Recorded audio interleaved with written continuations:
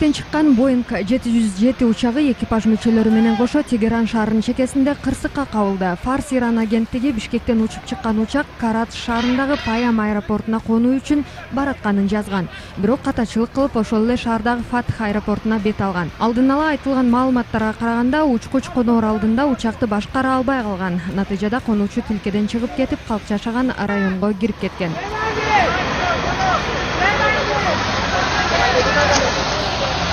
Nada, vou nada nela aqui.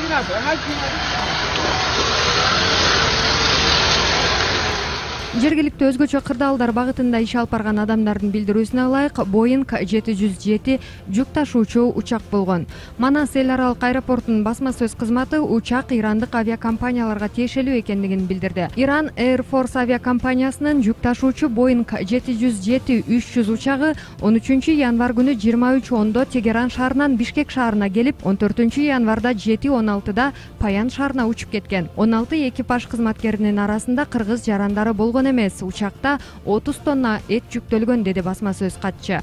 Boeing 707 учагындагы 30 тонна мал эти Бишкектен Иранга жүктөлүп кеткен. Иран басылмалары кырсыкка кабылган учакта 16 адам болгонун жазышты. Алардын арасынан бир эле киши аман калган. Ал учактын инженери. Калган 15 экипаж мүчөлөрү кырсыктан көз жумду.